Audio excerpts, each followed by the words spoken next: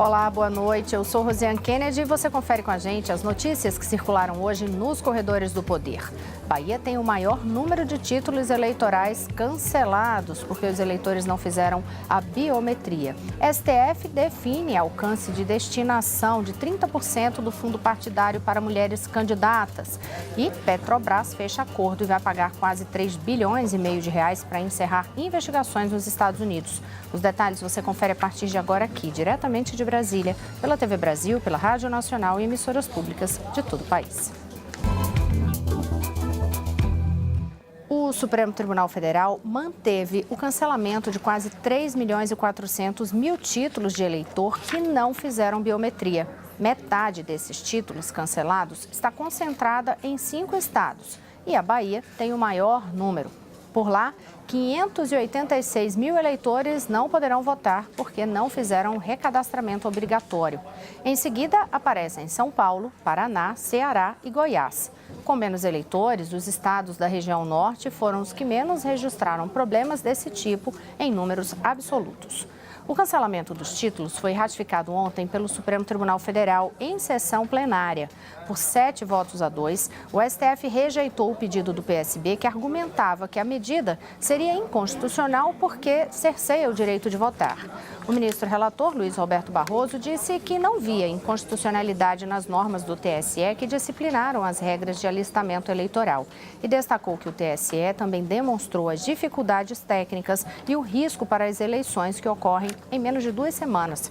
O TSE, a Advocacia Geral da União e a Procuradoria-Geral da República ressaltaram que alterar esse cancelamento poderia prejudicar o calendário eleitoral, geraria custos e colocaria em risco a lisura do pleito, permitindo ali o comparecimento de eleitores não alistados. E ainda falando sobre título de eleitor, eu aproveito e converso agora com Mariana Jungmann, que está aqui ao meu lado. E Mari, tem uma informação importante, né, Mari? Porque acabou hoje o prazo para as pessoas pedirem ali a segunda via do título de eleitor.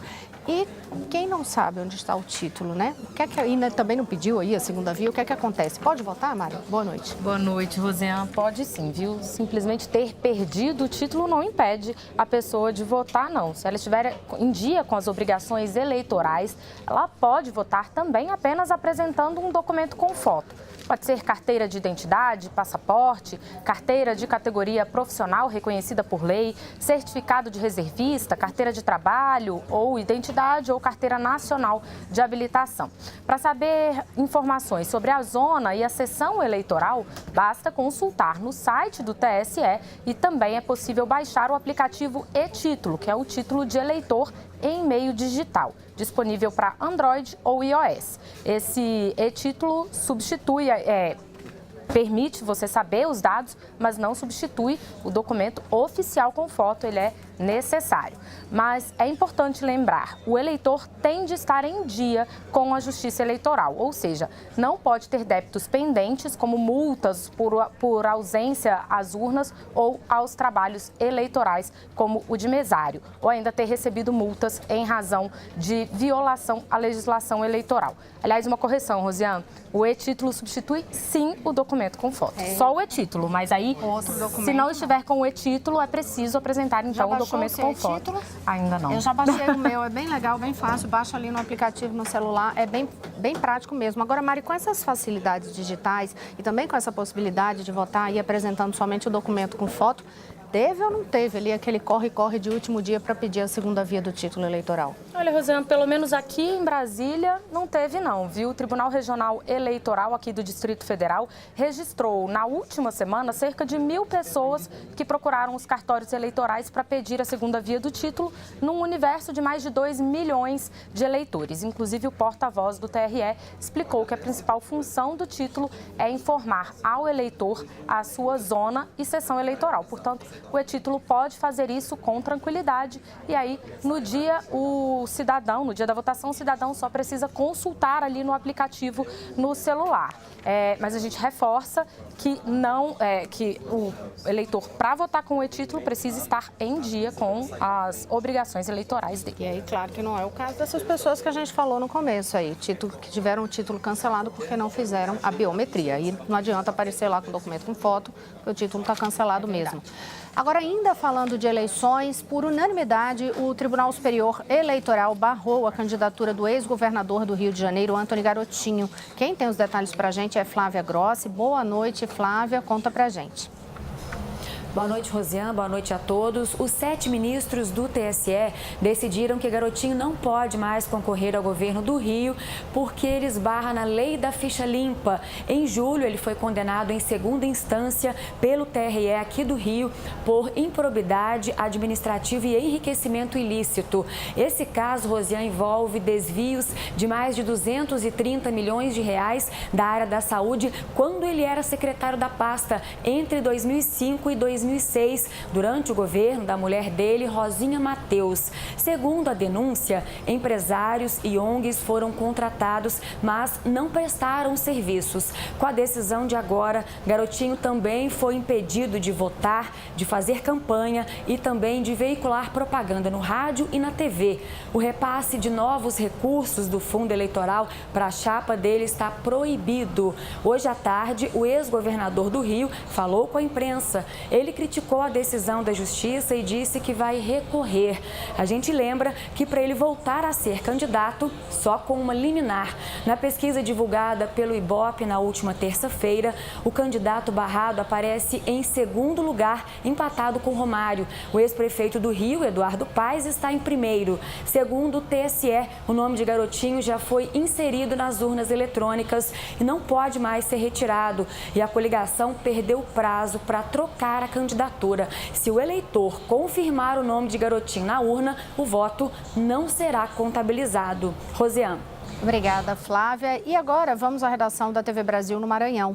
O repórter Roberto Fernandes tem informações sobre uma operação da Polícia Federal que cumpriu mandados de busca e apreensão em endereços relacionados ao senador Ciro Nogueira, do PP. A ação foi autorizada pelo ministro Edson Fachin, relator da Lava Jato, no STF. Boa noite, Roberto. Boa noite, Rosiane. A operação foi para cumprir 2 mandados de busca e apreensão em 2 endereços de Teresina. Na sede do Partido Progressista, presidido pelo senador Ciro Nogueira, e na residência de um funcionário do PP, que, segundo os investigadores, era o responsável pelo transporte de propina destinado a políticos do partido. A operação faz parte do procedimento de um inquérito que apura crimes de corrupção passiva, crime de corrupção ativa, lavagem de dinheiro e organização criminosa que teriam sido praticados por empresários, políticos e doleiros. A investigação iniciou a partir do acordo de colaboração premiada firmado por executivos da Odebrecht com a Procuradoria-Geral da República.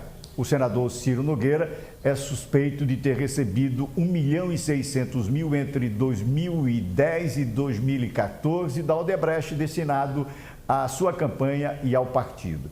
Em nota, os assessores do senador Ciro Nogueira informaram que a operação não teve o senador como alvo, teria sido uma terceira pessoa. E que os funcionários do partido colocaram todos os documentos, todas as informações solicitadas pelos agentes da Polícia Federal e que o senador Ciro Nogueira se colocou sempre à disposição do Poder Judiciário e é o maior interessado no esclarecimento dos fatos. A defesa do senador também fez crítica à decisão judicial que autorizou a operação determinada a 10 dias da eleição, considerando uma intromissão do Poder Judiciário ao processo eleitoral. Rosiane.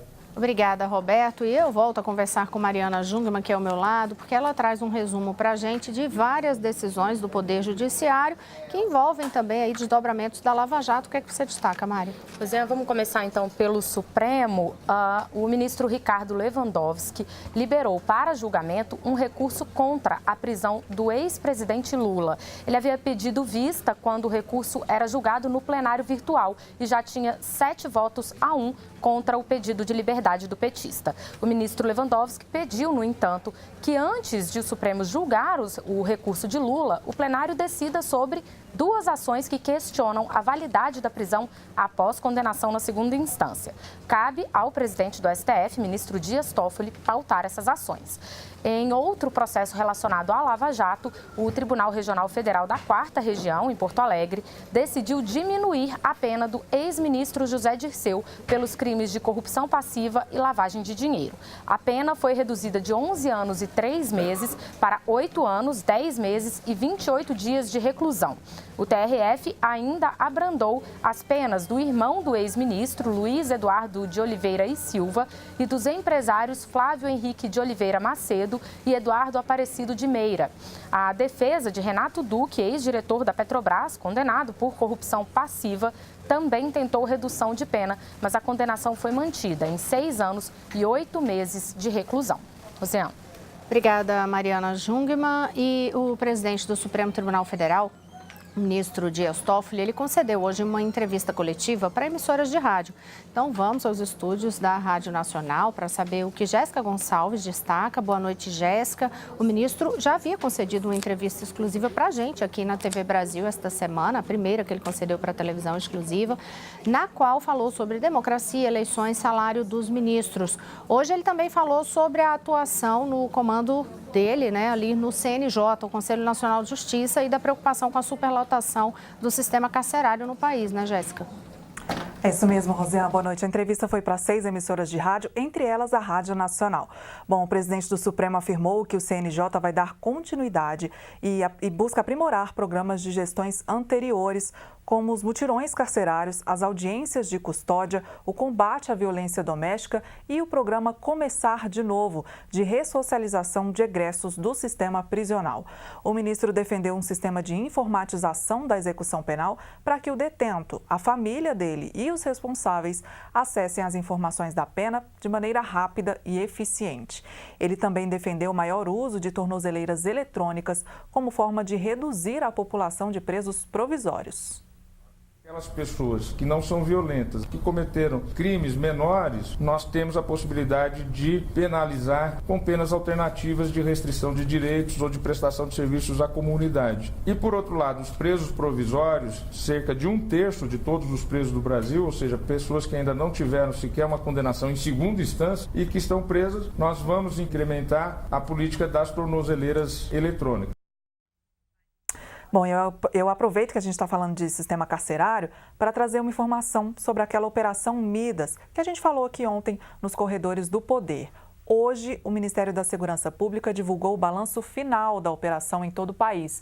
Foram presos 2.743 adultos e apreendidos 164 adolescentes. Foram mais de 10 mil policiais envolvidos em 25 estados e no Distrito Federal. O ministro Raul Jungmann considerou a operação um sucesso e disse que vai continuar o trabalho integrado para trazer segurança à população. Rosiane. Obrigada, Jéssica. E uma última notícia antes de encerrar este bloco. Morreu hoje em Brasília o ex-governador do Distrito Federal, Joaquim Roriz. Ele estava internado desde o final de agosto para tratar de uma infecção pulmonar e sofreu um infarto. Roriz tinha 82 anos. A trajetória do político você confere agora na locução de Maranhão Viegas. Joaquim Domingos Roriz nasceu em Goiânia em 1936. Foi vereador, deputado estadual e federal pelo estado de Goiás. Em 88, foi nomeado governador do Distrito Federal pelo presidente Sarney. Também foi ministro da Agricultura no governo Collor. Depois, disputou e venceu a primeira eleição direta para o governo do DF. Ao todo, foram 4 mandatos de governador. Em 2006, foi eleito senador, mas teve que renunciar 5 meses depois para fugir da cassação. A criação de assentamentos, projetos de moradias populares e grandes obras, como a Ponte JK, o Centro de Convenções, a Biblioteca Pública e o Museu Nacional de Brasília, são consideradas marcas do governo Roriz. 2 de suas filhas, Jaqueline e Liliane, seguiram a vida pública, mas estão fora da política por problemas com a justiça. Em 2010, Roriz lançou-se candidato ao governo do DF, mas teve a candidatura negada pela justiça. Em seu lugar, a esposa Wesleyan disputou e perdeu a eleição. Após ser diagnosticado com mal de Alzheimer, a Justiça arquivou os processos contra ele. Roriz estava internado desde o final de agosto. Na manhã desta quinta-feira, os médicos confirmaram a morte dele, por complicações de uma infecção pulmonar. Joaquim Roriz tinha 82 anos. O governo do Distrito Federal decretou luto de 3 dias. Em nota, o atual governador, Rodrigo Hollenberg, disse que Brasília perde um realizador, um homem com fortes laços com a população mais humilde e que soube ser visionário numa cidade idealizada por outros visionários. Ele afirmou que a história da capital do país foi escrita por Juscelino Kubitschek, que a fundou, e Joaquim Roriz, que a consolidou. O presidente da República, Michel Temer, usou as redes sociais para prestar uma homenagem ao ex-governador. No Twitter, Temer afirmou: "Lamento a morte do ex-governador Joaquim Roriz, que dirigiu o governo do Distrito Federal por 4 vezes e que marcou a vida política da capital com muitas obras e realizações. Meus sentimentos à sua família", disse o presidente. O corpo do ex-governador Joaquim Roriz está sendo velado no Memorial JK, aqui em Brasília. O enterro está previsto para as 11 da manhã desta sexta-feira. No próximo bloco, a gente volta com outras informações nos corredores do poder.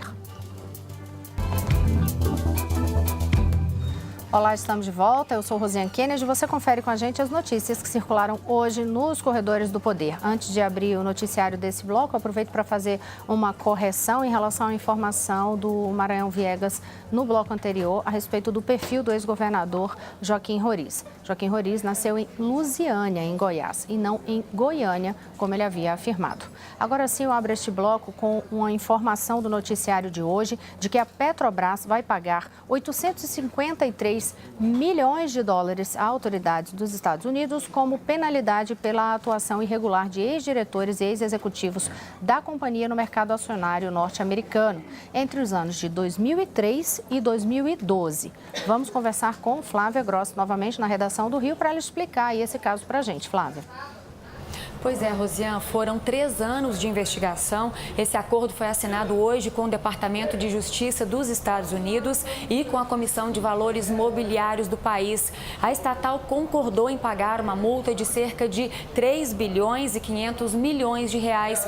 Com isso, vão acabar todas as investigações que a Petrobras enfrentava pelos casos de corrupção e os consequentes impactos, é claro, desse escândalo no mercado de ações norte-americano. 80% desse valor vai ser destinado ao Ministério Público Federal, que participou das investigações. Segundo o MPF, o dinheiro vai financiar programas sociais no Brasil e medidas de combate à corrupção. Parte dessa quantia também poderá ser usada para ressarcir investidores brasileiros. Os outros 20% vão para o Departamento de Justiça americano e a Comissão de Valores Mobiliários. Com esse acordo, Rosiane, a Petrobras fica totalmente livre para operar na Bolsa de Valores dos Estados Unidos. E o mercado já reagiu a esse anúncio. As ações da estatal subiram mais de 6% no pregão de hoje, impulsionando a Bolsa de Valores de São Paulo. Rosiane. Obrigada, Flávia. Só para fazer um complemento em relação ao número, que a gente anunciou que a Petrobras vai pagar 853 milhões de dólares. Já fazendo uma conversão rápida, que isso aí dá em torno de 3,4 bilhões de reais. Agora a gente fala de educação. E de educação, claro que a gente chama Jéssica Gonçalves no estúdio da Rádio Nacional. Jéssica tem 2 notícias para a gente. Uma de que mais da metade dos contratos do FIES, o Fundo de Financiamento Estudantil, em fase de amortização em junho, está com pagamento atrasado. E a outra informação sobre um pedido do MEC para alterar o início do horário de verão por conta do Enem. Você começa falando de qual delas, Jéssica? Rosiane, a gente fala primeiro sobre o FIES. As dívidas já totalizam cerca de 20 bilhões de reais. Como você disse, 57% dos contratos em fase de amortização estão com o pagamento atrasado. Segundo a direção do FIES, o déficit pode triplicar nos próximos anos caso o nível de inadimplência não seja controlado. Um dos argumentos do governo federal para justificar a reestruturação do programa foi justamente a quantidade de estudantes que não conseguiam manter suas parcelas em dia. O FIES foi reformulado e passou a contar com 3 linhas de financiamento desde o início do ano. Uma delas para pagamento das prestações sem juros e em todas as modalidades do programa, o universitário começa a quitar o débito somente após a formatura. O governo deve definir até o mês que vem medidas capazes de reduzir o alto índice de inadimplência entre os beneficiários do programa. E sobre a outra notícia, Rosiane, o Ministério da Educação solicitou ao presidente Michel Temer o adiamento do início do horário de verão por causa das provas do Enem. O horário de verão está previsto para começar no dia 4 de novembro, data marcada também para a realização do primeiro domingo de provas do Exame Nacional do Ensino Médio. No entendimento do MEC, a mudança no relógio pode gerar confusão, fazendo com que candidatos possam perder o exame por causa dessa mudança aí no horário. Só mais uma observação, Rosiane, este ano o horário de verão já está começando aí em data diferente. Tradicionalmente, esse horário, o horário de verão, começa à meia-noite do terceiro domingo de outubro, mas, por causa das eleições, para não coincidir com o segundo turno, a data foi transferida para novembro. E ainda não há uma resposta para o pedido do MEC, Rosiane. Obrigada, Jéssica. Eu já estou com Carolina Pimentel, aqui ao meu lado, editora da Agência Brasil. A gente vai saber os destaques da agência, porque tem muitas notícias. Vamos começar falando aí, então, a respeito de saque do PIS/PASEP. Carol? Vamos começar, Rosiane. Boa noite para você. Bem, olha, até agora, 4,5 milhões de pessoas com menos de 60 anos ainda não retiraram os recursos. Elas tiveram preferência no saque, que pode ser feito até amanhã. Agora, é importante ressaltar que quem não sacar o dinheiro até amanhã não vai perder o direito desse saque. O saque vai poder ser feito futuramente quando passarem a cumprir um dos critérios habituais. E para facilitar o atendimento aos cotistas do PIS, as agências da Caixa, Rosiane, vão abrir amanhã 2 horas mais cedo. Carol, aí a gente fala agora de um outro assunto que é super importante, vacinação, saúde. O Brasil enfrenta aí uma queda, na adesão às vacinas e o Ministério da Saúde quer mobilizar a população sobre a importância da vacinação. É preciso ressaltar isso, fazer o alerta o tempo todo, porque se as pessoas não se vacinam e se a taxa de vacinação não é alcançada, aí algumas doenças voltam mesmo a ameaçar a população. Rosiane, inclusive o Ministério da Saúde está fazendo esse alerta, e a gente cita que, por exemplo, no ano passado, das 14 doses que integram o Programa Nacional de Imunização, apenas a BCG, que é aplicada em recém-nascidos para prevenir a tuberculose, atingiu a meta de 95% de cobertura. Por isso, a coordenadora do programa de vacinação no Ministério da Saúde, Carla Domingues, alertou para a necessidade dos 3 entes federados, União, Estados, municípios, trabalharem juntos para mobilizar a população. A coordenadora destacou que desde a década de 70, o ato de vacinar deixou de ser uma opção no Brasil e passou a ser uma obrigação. Mas ela admitiu que é preciso adequar os serviços de saúde à nova realidade do país. Uma das dificuldades é que grande parte da população trabalha em período integral, enquanto a maioria dos postos de saúde funciona apenas em dias úteis e fecha para o almoço. A criação de horários flexíveis para funcionamento dos postos, parcerias com escolas e universidades, combate às notícias falsas e aos grupos anti-vacinas são algumas das estratégias sugeridas aí pelo Ministério da Saúde para mobilizar a população, Rosiane. Agora a gente vai falar de um outro destaque da Agência Brasil. Fica o convite, inclusive, né, Carol? Sempre entra lá, o site agenciabrasil.abc.com.br. E um dos destaques é que o Ministério das Relações Exteriores, há exatos 100 anos, dava posse à primeira mulher diplomata da história do Itamaraty. Um dia para ser comemorado, então. Com certeza, né, Rosiane? E a gente conta essa história. A baiana Maria José de Castro Rebelo Mendes foi aprovada em primeiro lugar na então Secretaria de Estado das Relações Exteriores. A inscrição dela no concurso chegou a ser contestada por setores da opinião pública e virou polêmica na imprensa na época. E aí, Rosiane, tem até uma outra curiosidade. Ela só conseguiu tomar posse como diplomata depois que ela conseguiu a ajuda do jurista Rui Barbosa. Quer saber outros detalhes a respeito disso? Entra lá então no site agenciabrasil.abc.com.br, que aí vai ser possível sim você olhar com detalhes tudo isso e muito mais. A gente fica por aqui. Amanhã trazemos outras notícias nos corredores do poder. Até lá.